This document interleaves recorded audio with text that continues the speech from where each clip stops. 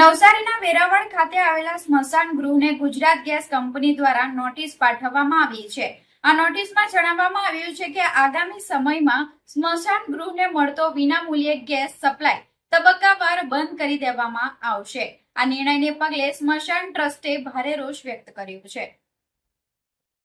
Gujarat gas limited દ્વારા પાઠવવામાં આવેલી નોટિસ મુજબ અત્યાર સુધી સ્મશાન ભૂમિના ગેસ બિલની ચૂકવણી સેતુ સંસ્થા દ્વારા CSR હેઠળ કરવામાં આવતી હતી। હવે નવો ફેઝડ ટ્રાન્ઝિશન પ્લાન અમલમાં મૂકવામાં આવ્યો છે। આ યોજના હેઠળ નાણાકીય વર્ષ 2025-26માં સેતુ સંસ્થા 100% ચૂકવણી કરશે।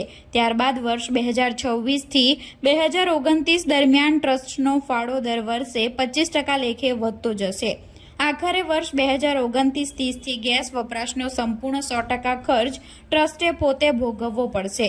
વેરાવળ સ્મશાન ભૂમિ અગ્નિ સંસ્કાર સહાયક ટ્રસ્ટના ટ્રસ્ટી શૈલેષ માલીએ નવસારીના ધારાસભ્ય રાકેશભાઈ દેસાઈને પત્ર લખી આ મામલે મધ્યસ્થી કરવા વિનંતી કરી છે।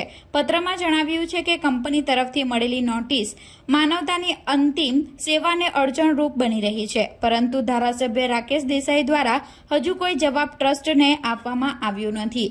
નવસારી સ્મશાન ભૂમિ અગ્નિ સંસ્કાર સહાયક ટ્રસ્ટ 1972 થી ચેરિટેબલ ટ્રસ્ટ તરીકે અમલમાં આવ્યું હતું અને ત્યારથી અમારા બંધારણ મુજબ અમે વિનામૂલ્યે અગ્નિ સંસ્કારની સેવા પૂરી પાડીએ છીએ।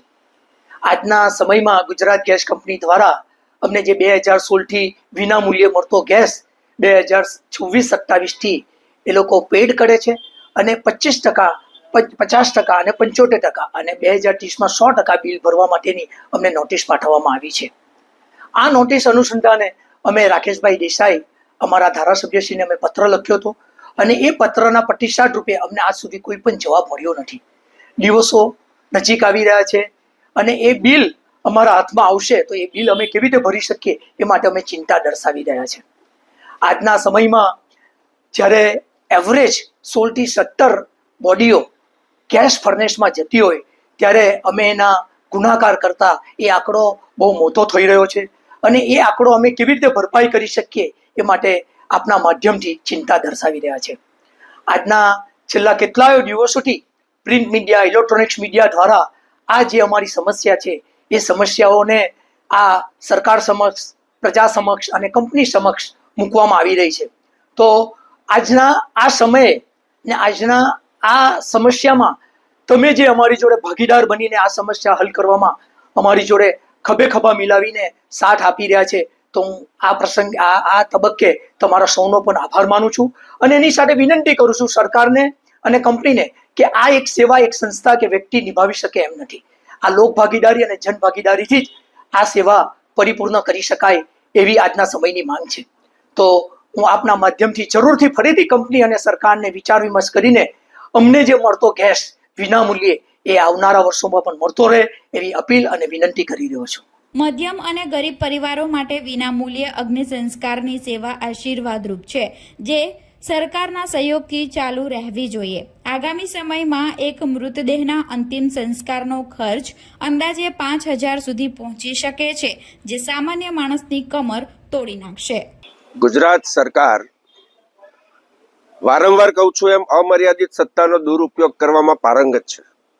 ગુજરાત ગેસ સરકારની કંપની નવસારીની સ્મશાન ભૂમિને તેના ઉદ્દેશના બંધારણ પ્રમાણે ગેસની સેવાઓ નિઃશુલ્ક પૂરી પાડતી આવી છે।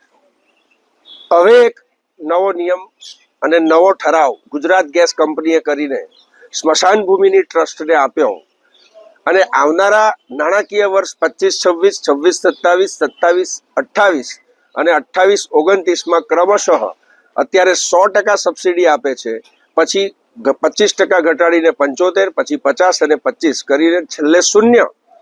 એટલે નાણાકીય વર્ષ 2029-30 પછી નવસારીના મધ્યમ વર્ગના ગુજરી જનારને પણ મૃત્યુ મોંઘું પડશે।